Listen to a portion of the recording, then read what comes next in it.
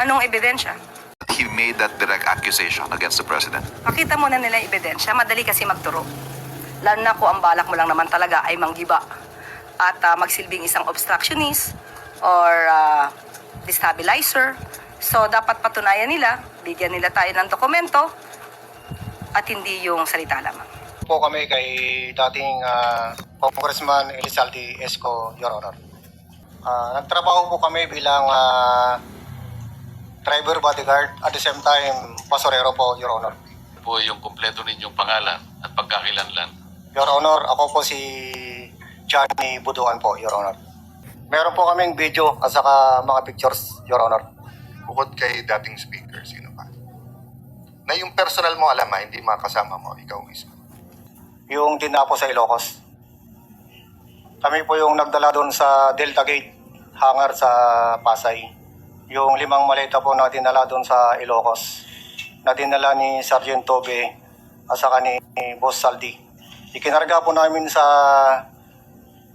Lexus na bulletproof, plate number NFX 8886.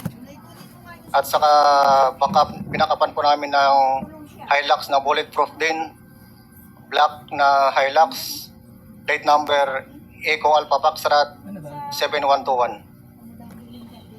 Para kanino naman yung dinala ninyo? Ang narinig ko po nun, sir, para kay President Marcos. Narinig mo lang. Baka naman baka naman hindi totoo yung... Kasi nandun ka ba nung i-deliver? Kami po kasi yung nagdala doon sa Delta Gate, sir. At si Sergeant Tobe po ang kasama ni Boss Saldi na pumunta doon sa Ilocos. Kasama nyo si Congressman Saldico na mag-deliver kayo?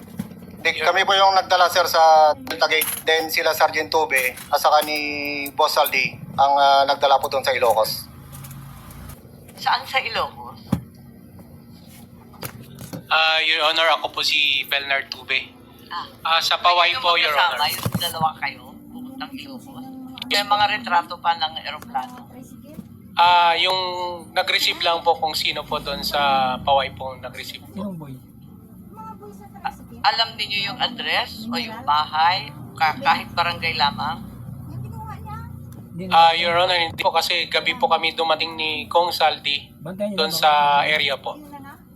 Pero kasama ko po si Kong Saldi. Alam niya po yung kung ano po yung exact address doon. Anong itsura? Naka-U ma'am, nakatabi po ng lake. Yung lugar po. Tabi ng lake o tabi ng dagat? Kasi gabi po, either dagat or lake yun ma'am. Basta tabing tubig, Yes po. may bayin. Yes po. Tapos saan kayo? Doon ma'am sa sa letter U na bahay ma'am kasi nakikita ko po yung mga picture nung dating president po na si Marcos din po. May picture din po sila ng family din po. Then yung room po may mga yung telepono po kasi may mga pangalan po ng mga anak niya at saka ni... So nakapasok pala kayo? Yes po. I see. Nakita ba ninyo yung kamag-anak nila o pamilya ng mga opisyal? Yung time na dumating po kami, Your Honor, is sila lang po. Nauna po si Kong Sandro, then next po si President, then si First Lady po yung dumating, nag-dinner po sila ni Kong Saldi. Andun pa rin kayo? Yes po. Kinamugaan na po kami bumalik po ng Maynila po.